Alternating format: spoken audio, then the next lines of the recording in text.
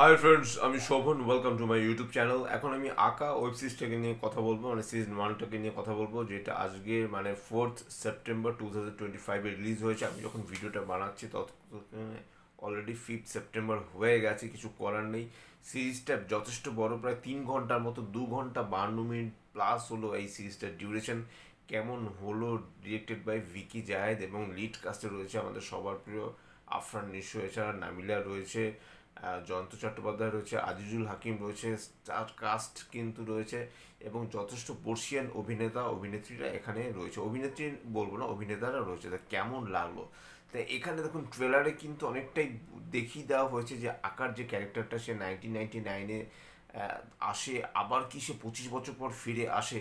সে এমন এমন অপরাধীদের খুন করে যারা কিন্তু মানে অ্যাকচুয়ালি কিন্তু সমাজের কাছে অপরাধী, এবং আঁকা রীতিমতো পপুলার হয়ে যায়, রীতিমতো সে মানে ভাইরাল হয়ে যায়। সে সোশ্যাল মিডিয়ায় প্রচণ্ড স্ট্রং হয়ে যায়। এবং এখানে আমি দুটো সিনের কথা বলবো। ফার্স্ট যে সিনটা, যে সিনটায় বিরিয়ানি খাওয়ানো হচ্ছে, জোর করে বিরিয়ানি খাওয়াচ্ছে, মানে আফরান নিশোর যে বাবার ক্যারেক্টারটা এখানে অভিনয় করছে, আফরান নিশোই ক্যারেক্টারটা প্লে করেছে। মানে সে তার ছেলেকে জোর করে বিরিয়ানি খাইয়ে দিচ্ছে, বিরিয়ানির মধ্যে বিষ রয়েছে সেই জায়গাটা। এবং একদম শেষের দিকে যে একদম লাস্ট সিনটা, যেখানে এখানে নাবিলা অ্যাজ এ অ্যাক্ট্রেসের ভূমিকায় অভিনয় করেছে, আফরান নিশোর গার্লফ্রেন্ডের ভূমিকায়।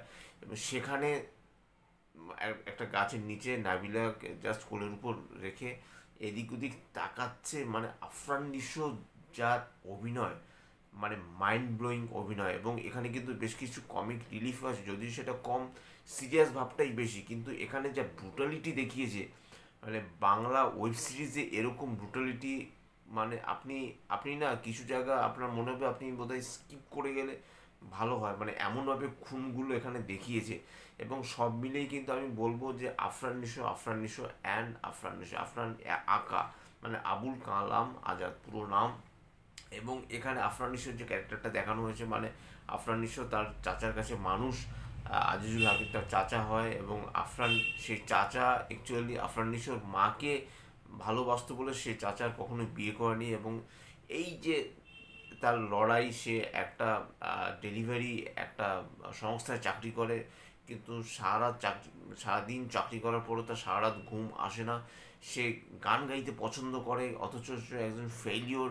তারপরে তার কীভাবে একটা সাকসেস চলে আসে সেটা জানতে হলে আপনাদের হইচই ওটিটি প্ল্যাটফর্মে গিয়ে আপনাদের আঁকা সিরিজটা দেখতে হবে। আমার কিন্তু দুর্দান্ত লেগেছে যেভাবে স্টোরিটাকে এগিয়ে নিয়ে যায়, এবং যেভাবে টাইট স্ক্রিন প্লে, এবং প্রচণ্ড প্রচণ্ড মানে ভালো বিজিএম, এবং ডিওপির কাজ যথেষ্ট ভালো, কালার প্যালেটের কাজ তো প্রশংসা করতে হবে, আর্ট ডিরেকশনের কাজ যথেষ্ট ভালো। এবং এখানে গানগুলো আমার ভালো লেগেছে এই কারণে, ম্যাক্সিমাম গানই কিন্তু আমাদের মানে বাংলার, পশ্চিম বাংলার গান। এবং সেই গানগুলো অনুপম রাই গানগুলো সিনেমাতে এর আগে গিয়েছে, সেই গানগুলোকে হোমাজ দেওয়া, সেটা কিন্তু একটা বেশ ভালো। এবং শেষে যে টাইটেল ট্র্যাকটা বাজে, সেটা মানে রীতিমতো আপনাকে গুজ বাম্পস দেবে। এবং যেভাবে খুনগুলো হয়, আবারও বলছি, মাইন্ড ব্লোয়িং। এবং আফরান নিশোর ক্যারেক্টারটা যেভাবে ওঠা পড়া, যেভাবে তার হাঁটা চলা, কথা বলার ভঙ্গি, স্টাইল, তার মানে বড় চুল, তা সে যে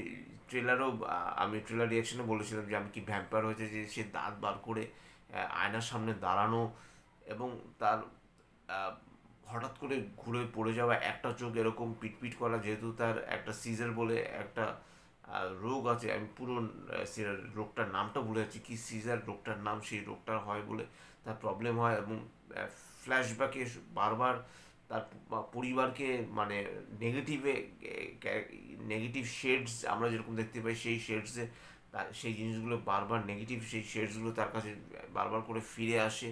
এবং এখানে যেরকম ইনভেস্টিগেট হয়, ইনভেস্টিগেটটা আমার অতটা ভালো লাগেনি, কারণ ইনভেস্টিগেটটা আরও একটু স্ট্রং হতে পারতো। ইনভেস্টিগেটের ব্যাপারটা আমার যথেষ্ট উইক লেগেছে, সেটা অতটা স্ট্রং মনে হয়নি। কিন্তু তারপরও আমি বলবো যে এইটা একটা মাস্ট আঁকা, একটা মাস্ট মানে ওয়াচেবল একটা সিরিজ। আমার কিন্তু সিরিজটা দুর্দান্ত লেগেছে। এবং আফরান নিশো যে কত বড় মাপের একজন অভিনেতা, সেটা কিন্তু তিনি এই আঁকার মাধ্যমে দেখিয়ে দিয়েছে। এবং মানে এই যে পুলিশ তাকে ধরতে পারে না কিছুতেই, তার এরকম এই যে লুকোচুরি, তার তার যে পুরনো সিন ইউজ করে এবং সে সোশ্যাল মিডিয়ায় এতটা পপুলারিটি গেইন করে, এই জিনিসগুলোকে এমন স্টাইলাইজেশনের মাধ্যমে দেখিয়েছে না, মানে পুরো ব্যাপারটা কিন্তু আফরান ইউসুফ পুরোপুরিভাবে পুল অফ করেছে। এবং বিকি জায়েদ সত্যি একজন ভালো ডিরেক্টর। একটা সিনের কথা বলতেই হবে যেটা একদম উপর থেকে শটটা নেওয়া হয়, একদম ও টপ শট, সেটা আমার কিন্তু বেশ ভালো লেগেছে। এছাড়া সিঁড়ির মধ্যে একটা শট তো রয়েছে, যেটা আমি ট্রেলার রিয়াকশনের সময় বলেছিলাম, বিভিন্ন অ্যাঙ্গেল থেকে শটগুলো নেওয়া হয়েছে, যার ফলে লুক অ্যান্ড ফিলটা কিন্তু ভালো, এবার গ্র্যান্ডারটাও বেশ ভালো। আমারও বলছি আঁকা খুব ভালো লেগেছে। আমি আর বেশি কিছু বলতে চাই না, বেশি কিছু বলতে গেলে হয়তো বা স্টোরি স্পয়লার হয়ে যাবে। তো এটাই হলো আমার আঁকার ওয়েব সিরিজের রিভিউ। আপনাদের চ্যানেলটা যদি আমার ভালো লেগে থাকে আপনাদের, তাহলে লাইক, শেয়ার, কমেন্ট এবং সাবস্ক্রাইব করতে ভুলবেন না। আমার চ্যানেলকে ইনস্টাগ্রামের লিঙ্ক, ফেসবুকের লিঙ্ক এবং ইউটিউবের লিঙ্ক আমার ডিসক্রিপশন বক্সে দিয়ে দেওয়া রয়েছে, সেখান থেকেও আপনারা আমাকে কানেক্ট করতে পারেন। এবং নাবিলার সাথে যে আফরান নিশোর যে ক্যারেক্টারটা, সেটাও জমে গেছে। হঠাৎ হঠাৎ করে বৃষ্টির সিনস, রোমান্টিসিজমও কিন্তু এই সিরিজটার মধ্যে কিন্তু অলরেডি ঝরে পড়েছে। তো টিল দ্য সিচুয়েশন, আপনারা ভালো থাকুন, সুস্থ থাকুন এবং অবশ্যই আঁকা সিরিজটা দেখুন। আঁকা পার্ট 2 কিন্তু আপনি জমে যাবে বস। টাটা। শেষে কিন্তু একটা টার্ন অ্যান্ড টুইস্ট রয়েছে, সেটা আমি আর কিছু এই নিয়ে আর বলছি না।